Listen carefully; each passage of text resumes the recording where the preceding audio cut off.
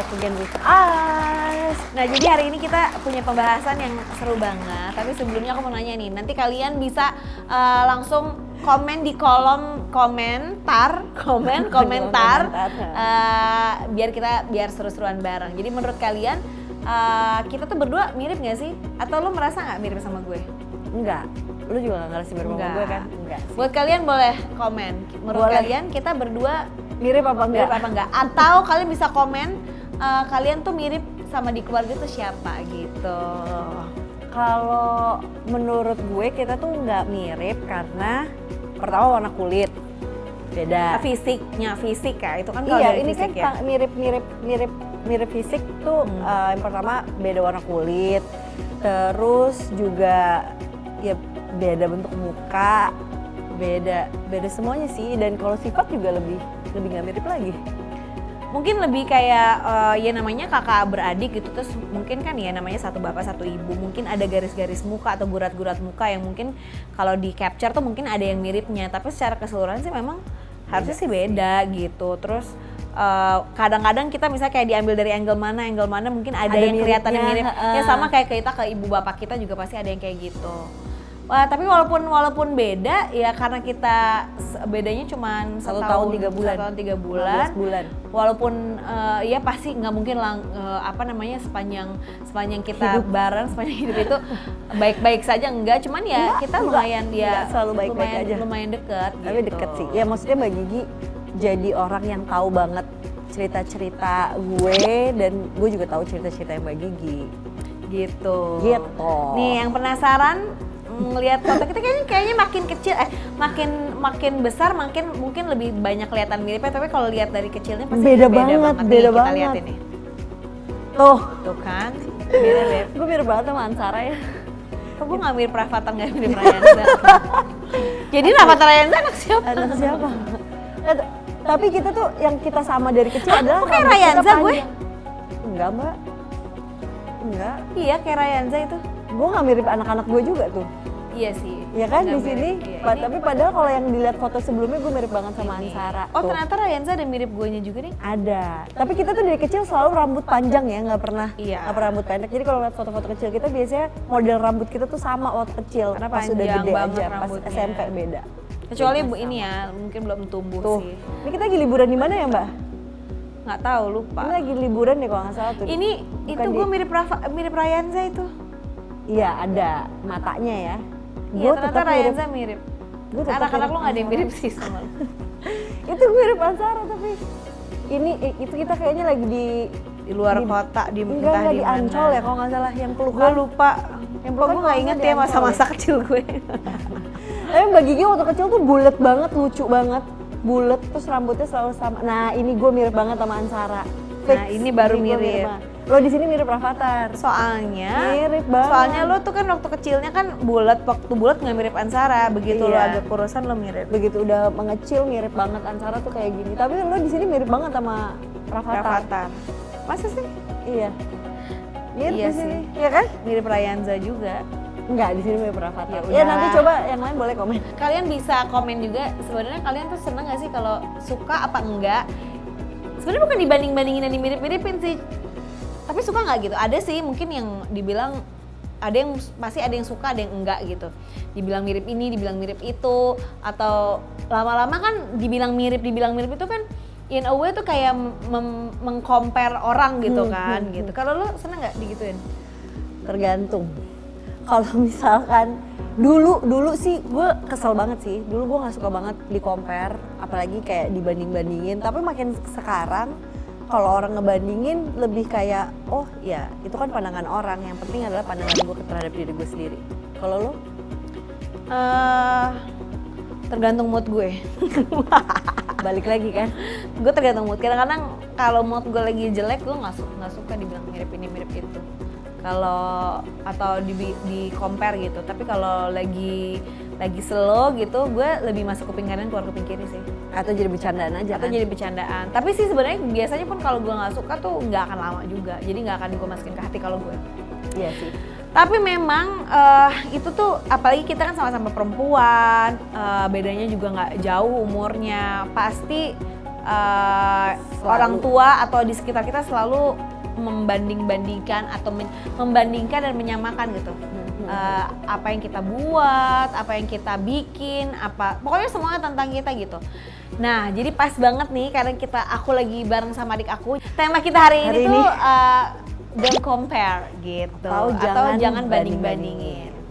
Tapi menurut lo kadang-kadang ngebanding-banding itu ada bagusnya juga gak sih? Bukan ngebanding-banding tapi kayak in a good way gitu.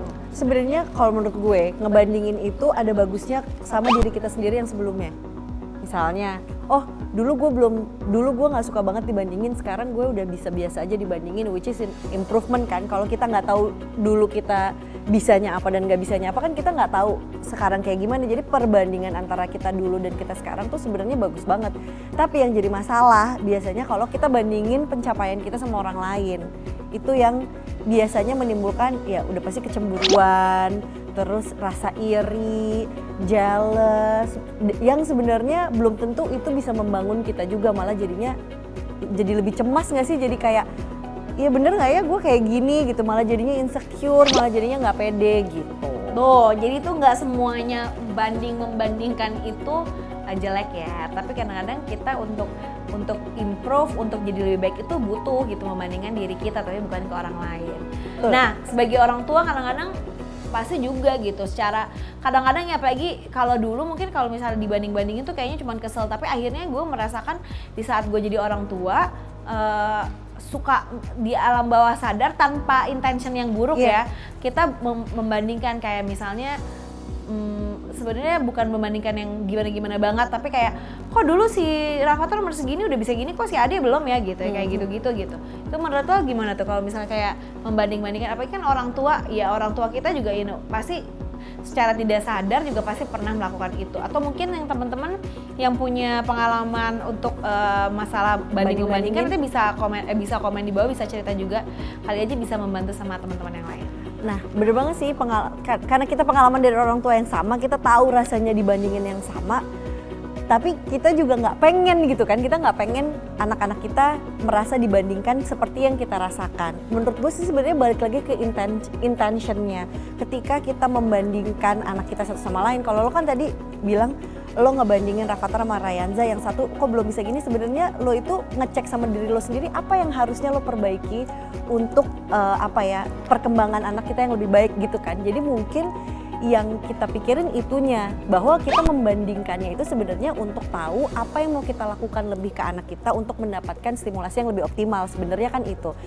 Dan yang ditekankan itu, gue cukup yakin kita berdua, kita juga pernah jadi anak, kita tahu mana kapan kita dibandingkan yang emang untuk kebaikan kita, mana dibandingkan yang untuk bikin kita ngerasa jadi kurang gitu. Jadi yang pertama intentionnya, yang kedua daripada membandingkan anak ke anak satunya, lebih baik kita membandingkan perkembangan anak hari ini sama hari sebelumnya. Dan kalau misalkan kita bisa kayak gitu, sebenarnya emang itu untuk kebaikan anaknya. Tapi ketika kita terlalu banyak membandingkan anak nih, misalkan yang satu kok belum bisa gini, yang satu belum bisa kayak gini, mungkin bisa disampaikan juga sebenarnya kita tuh khawatir akan perkembangannya apa ya yang bisa itu kita kan sebenarnya itu gitu. Jadi kita bisa ngejelasin ke arah situnya gitu. Tapi kan kadang-kadang tuh orang tua kan suka, apalagi itu kan masih kecil gitu, belum terlalu mereka belum terlalu ngerti kalau kita ngomong kayak gitu. Tapi kan kalau dibiasain sampai gede, akhirnya kita selalu maksudnya untuk ngecek pengen tahu mereka tuh udah optimal apa belum, tapi jadinya ngebanding-bandingin. Nah, gimana sih sebenarnya kalau menurut lo cara orang tua untuk nyampein itu kan maksudnya baik kan sebenarnya kan, intensinya itu baik, tapi tanpa anak itu harus merasa dibanding-bandingkan gitu. Menurut gue sih yang pertama tanya dulu ke anaknya, apa sih kalau misalkan anaknya udah ngerti ya gitu, apa sih yang kamu rasain kalau misalkan ibu tadi ngomong kayak gini. Kita kan juga bisa observe body language anak kan, kok kayaknya dia jadi sedih ya gitu, atau dia jadi kepikiran ya. Nah itu hal-hal kayak gitu tuh harus banyak ditanyain sih sebenarnya ke anak gitu. Apa sih yang kamu rasain ketika ibu bilang dulu Mbak Ansara gini, terus adik kayak gini gitu, apa sih yang sebenarnya kamu rasain? Dari situ baru, oh jadi rasanya nggak enak ya, menurut kamu ibu baiknya ngomongnya gimana? Karena sebenarnya maksud ibu adalah ibu pengen tahu, ibu bisa kasih apa yang lebih buat buat kamu biar kamu merasa lebih baik gitu. Sebenarnya penjelasan sih, komunikasi yang jelas. Jadi jangan nggak apa-apa anak paling ngerasa kayak gitu aja nanti juga lewat gitu.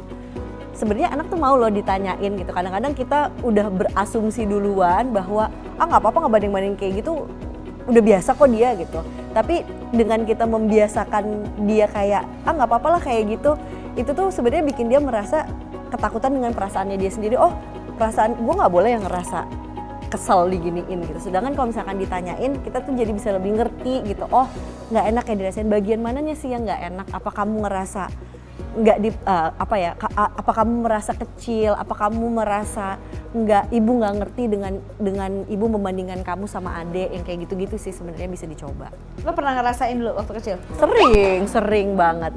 Dan kita emang benar-benar constantly dibandingin gitu dari mulai nilai raport sekolah, terus juara. Bedanya cuma setahun. Kita tuh bedanya bener-bener cuma setahun. Sampai jadi rasanya tuh jujur buat gue ya, waktu kecil itu berkompetisi tuh gue mendingan gak kompetisi deh sama siapapun daripada gue kalah, karena gue selalu ngerasa kalah dari lo.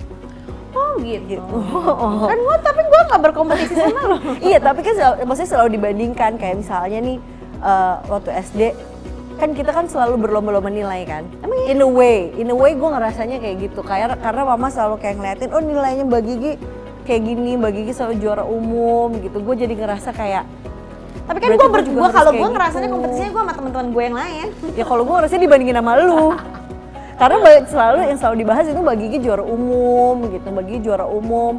Sedangkan gue merasanya nilai gue tuh bagus juga walaupun gue nggak juara umum gitu. Walaupun nilai gue bagus kok, nilai gue lebih bagus daripada lo kok. Gue tuh jadi kayak, kenapa kok gue nggak pernah dibanggain gitu? Kenapa yang dibanggain selalu lo karena lo juara umum gitu. Terus habis itu lo gimana caranya? Ya baru sekarang ini sih gue menerima ya udah bahwa ya kita beda aja. Gue dengan tapi kan akhirnya ya, tapi kan gue melihat kadang-kadang nilai itu, apalagi nilai sekolah gitu kan, itu kan nggak mencerminkan lo bisa apa nanti di masa depan. Iya. Pokoknya baca sesuatu di Instagram, terus kayak ada guru mau bagi rapor. Oh iya, gue juga tahu itu. Itu bagus banget. Guru mau bagi rapor, terus dia kayak kasih tahu ke semua orang tua murid, tenang ya Bu, kalau misalnya rapor anaknya nilainya jelek, nggak apa-apa kok gitu. Kalau misalnya nilai matematikanya jelek, ya mungkin aja dia nanti udah gede jadi pelukis, jadi dia nggak perlu nilai matematika yang bagus. Atau mungkin aja dia nanti udah gede jadi politikus, jadi dia nggak perlu juga, dia bisa jungkir balik di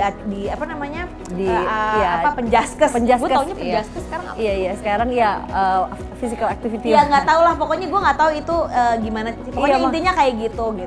Tapi memang itu kan stigma ya, jadi kayak membandingkan itu menurut lo ada stigma juga nggak sih, kayak dari dulu tuh kayaknya memang kulturnya gitu. Kalau menurut gue nggak cuma kultur aja sih, memang manusia itu harus bisa membandingkan. Kayak kita dari kecil deh, dari TK aja kita kan udah diajar membandingkan 5 sama 3 lebih besar yang mana. Itu kan sebenarnya dasar membandingkan karena untuk dasar mengelompokkan bahwa itu memang skill yang kita butuhkan untuk bertahan hidup. Kita perlu tahu mana lebih banyak dari mana lebih bagus dari mana. Itu tuh kan emang skill yang kita perlu tahu. Tapi ketika itu diterapkannya perbandingan antara satu orang ke orang lain, jadinya ada stigma seolah-olah ini lebih baik, ini lebih buruk, ada penilaian, ini lebih benar, ini lebih salah. Terus orang tuh jadi kayak makin heboh lah gitu, merasa yang seharusnya tuh seperti apa gitu. Dan stigmanya tuh lebih ke arah seharusnya yang baik menurut sosial. Padahal yang sebenarnya lebih baik ditekankan adalah apa yang paling otentik, apa yang paling jujur sama diri sendiri. Karena setiap orang yang memang berbeda, sama yang kayak tadi lo cerita itu tentang guru. Ada juga orang yang bilang kalau kita menilai monyet dari cara dia berenang dibandingin sama ikan, ya dia nggak akan pernah menang lah gitu. Udah pasti ikan akan selalu juara. Ya karena setiap orang, setiap spesies, setiap apa tuh punya karakter masing-masing, punya kelebihan masing-masing. Dan rasa berharga itu harusnya dari diri sendiri, bukan dari apa yang sosial bilang seharusnya dia lakukan gitu. Tuh, jadi buat kalian semua yang lagi ngerasa kayaknya kurang terus dibanding-bandingin, coba mungkin ya itu lebih apa ya, lebih tahu nauin diri sendiri. Bener. Sebelum Yang paling penting adalah sebelum kita di apa ya namanya di ibaratnya di judge, bukan di judge sih, tapi kayak di apa ya, dibanding-bandingin. dibanding-bandingin. Karena kalau semakin kita kenal sama diri kita sendiri, semakin kita bisa menghargai diri kita sendiri, kita memvalidasi diri kita sendiri. Kita nggak butuh itu dari orang lain. Ketika orang lain membandingkan, itu cuman sebagai apa ya? Cuman sebagai kalimat aja, sebagai kata-kata aja, bukan sesuatu yang menyinggung harga diri kita. Karena harga diri kita itu yang bisa ngasih cuma diri kita sendiri, bukan orang lain. Kalau menurut lo banyak kakak beradik atau siblings gitu yang akhirnya berantem nggak akur, pokoknya jadi wah berantakan, itu apa karena salah satunya karena dibanding-bandingin sama orang tuanya? Atau sebaliknya dibanding-bandingin sama orang tua bikin jadi anak-anaknya nggak akur? Menurut gue faktornya nggak cuma satu, tapi bisa jadi faktor pendukung. Jadi anak nih nggak akur, bisa jadi ya karena sifatnya beda aja.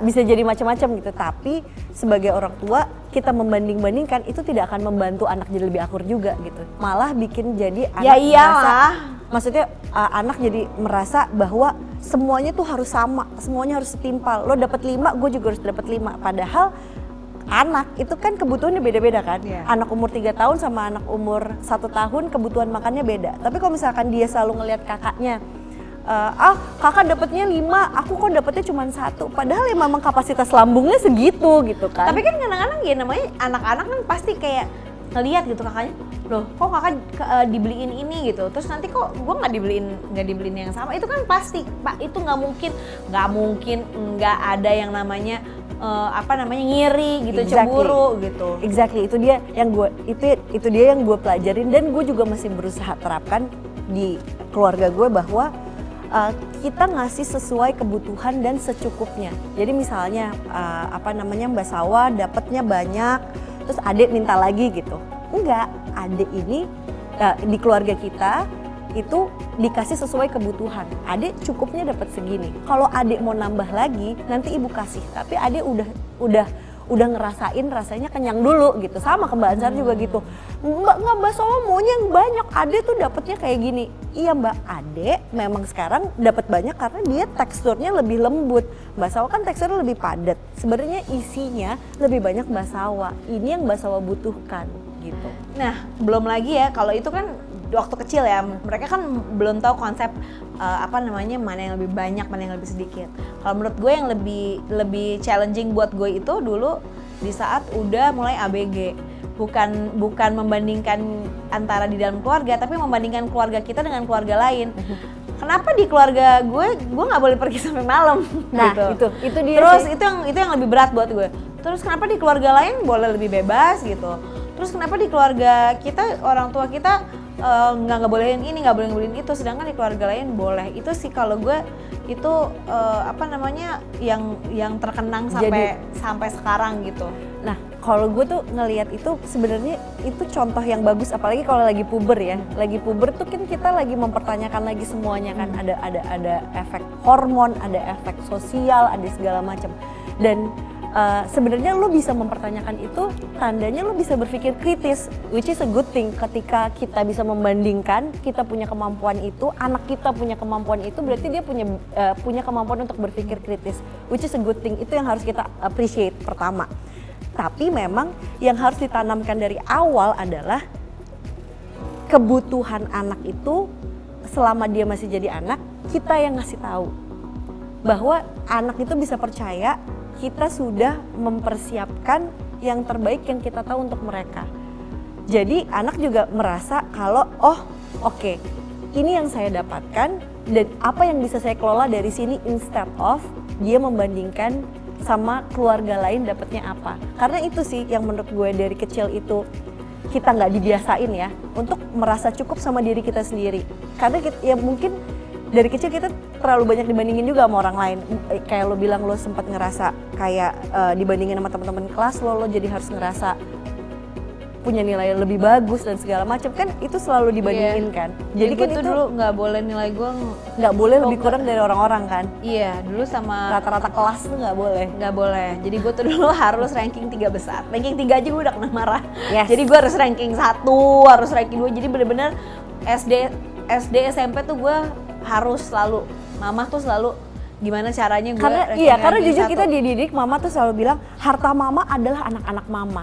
Kalau kalian nilainya nggak bagus, kalau kalian nggak pinter di sekolah, mama tuh rasanya kayak nggak punya apa-apa. Which is pada saat itu memang bener perasaan mama kayak gitu. Tapi ke anak kan komunikasinya sebenarnya. Mama juga waktu itu belum tahu bahwa itu tuh di kita rasanya bikin jadi lebih kecil. Tapi nggak apa-apa juga gitu. Itu yang terbaik yang mama tahu dan ternyata efeknya di kita ya nggak masalah juga, nggak masalah sampai besar sekarang. Tapi memang kita sekarang udah belajar dan tahu lebih baik.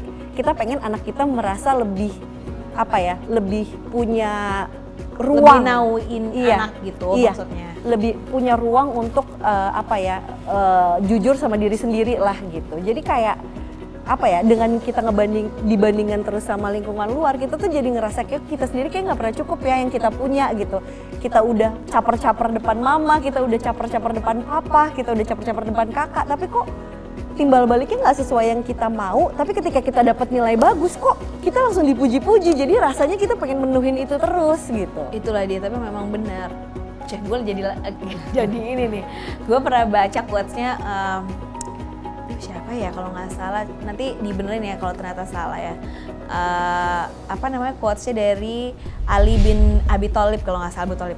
Jadi katanya yang paling mengecewakan adalah berharap sama manusia gitu. Di saat kita caper sama orang ya nggak akan inilah gitu. Maksudnya nggak akan sampai kapanpun nggak akan pernah selesai gitu. Nggak akan pernah selesai. Makanya itu sih yang gue berusaha banget untuk tanamin di anak-anak gue sekarang adalah mereka harus merasa cukup sama dirinya sendiri.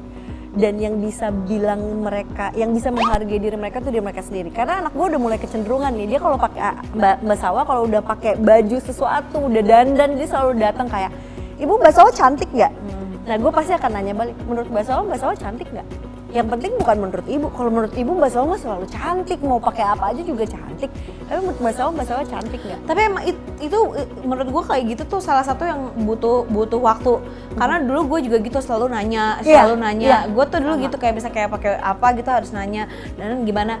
Tapi emang itu butuh waktu. Semakin gue maksudnya besar dewasa, akhirnya gue kayak ya udah gue cukup gitu untuk buat diri lo sendiri kan. Buat gue dan gue nanya kan sering nanya, tapi ya udah gimana gue aja gitu. Iya, exactly. Gimana gue aja, dan itu tuh kalau buat kalian semua yang belum bisa ngerasa kayak gitu, tenang, nanti akan ada waktunya menurut gue ya.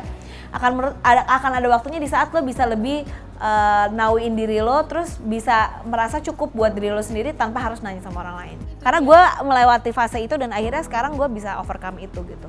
Nah tapi itu dia, kadang-kadang ada orang juga yang kesulitan untuk kayak gitu kalau dia tidak ada kemauan untuk berproses atau mulai sesuatu ke arah situ gitu. Banyak yang ngerasa kenapa ya kok kayaknya aku selalu kalau ngelihat Instagram tuh cuman bikin down aja karena semua orang udah pada ini, udah pada itu, tapi kok aku masih gini-gini aja gitu. Itu tuh kadang-kadang ya memang prosesnya itu nggak setiap orang sama gitu. Bener. Ada yang dari situ, ada yang dengan ngobrol sama ustadz, ada yang dengan ngobrol sama orang tua, ada yang dengan ngobrol dengan psikolog. Yang penting kita udah mulai terbuka aja bahwa kita ada perasaan yang gak enak itu loh ketika kita ngeliat sesuatu gitu. Dan menurut gue jangan berhenti aja gitu. Maksudnya kalau di saat kita nggak nyaman ya cari sesuatu itu apa yang nggak bikin nyaman. Jangan menyerah. Kayaknya gue udah sampai di sini aja. Karena percayalah, kita pun gue juga pernah merasakan hal yang sama gitu, ngerasain nggak nyaman gitu, kayaknya nggak bisa, kayaknya nggak akan jadi apa-apa, kayaknya ya semuanya itu pasti pernah dilaluin gitu. Jadi buat kalian mungkin yang masih terombang-ambing gitu hidupnya, ya percaya aja sih pasti semuanya udah ada yang ngatur. Yang membedakan itu ya cuman usaha kita aja sih sebenarnya, usaha dan doa. Ya itu dia, gue juga, ini jujur aja ya, kita kan lagi ngomongin soal compare. Sampai sekarang pun banyak banget Mbak yang masih bandingin gue sama lo. Caca tuh siapa sih gitu, cuman apa sih gitu. Sedangkan Mbak Gigi semua orang tahu segala macam. Terus kalau misalkan datang kemana, pas orang ngomong, kalau Gigi tuh nggak gitu kok Caca kok gini, iya. Dulu itu menyinggung banget, dulu tuh gue bisa nangis kalau denger kayak gitu. Kenapa ya emang gue nggak bisa jadi kayak Mbak Gigi, kenapa gue nggak bisa jadi kayak Mbak Gigi, kenapa gitu, kayak kenapa semuanya. Kenapa, ngapain juga lu jadi gue? Exactly, sekarang kayak gini. Sekarang kayak, ya ngapain juga gue jadi Mbak Gigi. Yang gue cari di hidup ya tujuan hidup kita juga beda. Kita dapat rezeki yang beda-beda. Dan alhamdulillah gue merasa cukup dengan apa yang gue dapatkan sekarang. Jadi gue nggak berharap jadi kayak lo juga, tapi gue tetap merasa terinspirasi sama lo. Nggak, tapi gini juga, gue bukannya tidak mengapresiasi juga, kayak maksudnya ya kadang-kadang gitu kan, misalnya kayak lo kan gitu, baginya mana gitu kan, pasti misalnya ada yang kayak gitu untuk misalnya kayak ditunggu gitu, bukannya gue bukan nggak mengapresiasi ditunggu sama orang gitu, tapi kadang-kadang itu jadi pressure juga loh buat gue gitu, untuk apa ya, untuk selalu harus tampil kayaknya yang diharapkan orang itu kan bukan suatu hal yang gampang terus-menerus untuk ngelakuin hal itu gitu. Untuk selalu diharapkan begini, diharapkan begitu, itu kan kadang-kadang kan ya walaupun gue akhirnya ya udahlah gue lepas aja, tapi kan pasti akan ada rasa ya gue harus gimana takut ya gitu, takut nanti gue salah nggak ya kayak gini, salah nggak ya kayak gitu. Ini kan begini, ininya kan begitu. Pasti ekspektasi itu kan pasti ada gitu, untuk menuhin ekspektasi orang itu kan nggak akan selesai. Dan itu juga bukan suatu hal yang gampang. Jadi menurut gue tuh setiap orang journey-nya beda-beda. Betul. Jadi jangan compare gitu. Kayak gue suka ditanyain, kok banyak banget ya yang pengen jadi kayak lo yakin mau jadi gue gitu? Gue selalu ngomong ya, gitu. Bener, lo yakin? Yakin nggak gitu? Bener. Bisa nggak? Belum tentu gitu, maksudnya.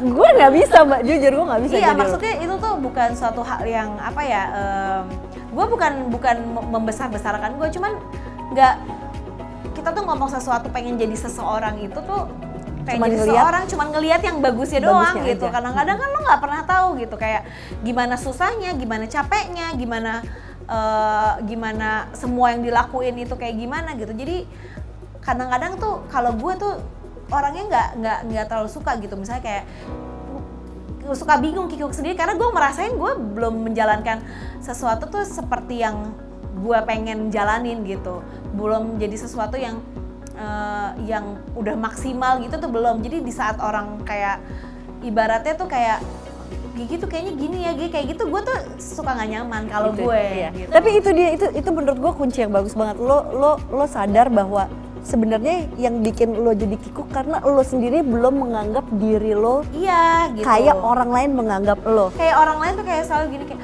aduh Mbak Gigi tuh sabar banget ya. Terus kayak gue tuh yang kayak nggak gitu, nggak gitu BF gitu, kayak, aduh aku mau belajar sabar sama, nggak gitu BF gitu, coba deh gitu. Gue tuh kayak, gue juga gitu. Pengen nangis, gue suka nangis di belakang gitu kan rasanya, gitu, tapi kan orang-orang nggak perlu tahu itu juga. Jadi kalau menurut gue ya kita boleh terinspirasi sama orang, cuman kadang-kadang tuh omongan tuh ucapan tuh doa ya, jadi jangan sembarangan kayak aku mau kayak kamu gitu. Kayaknya tuh menurut gue tuh satu, belum tentu orangnya nyaman juga digituin, yang kedua lu nggak pernah tahu gitu. Iya. Tapi itu sih masalahnya dengan kita mengidolakan orang segitunya. Kita kadang-kadang kalau mengidolakan orang segitunya, kita tuh merasa dia tuh nggak ada salahnya.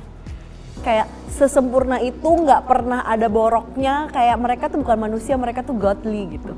Padahal ya kalau kita mengidolakan manusia, ya kita harus bisa memaafkan kesalahannya juga gitu, bahwa dia tetap orang juga gitu, dia tuh tetap manusia biasa, ya nggak sepenuhnya sempurna, nggak sepenuhnya selalu ngikutin apa yang dia omongin. Dia bisa bikin salah, dia bisa capek, dia punya mood, dia punya hormon, dia punya masalah keluarga, dia punya segala macam lah.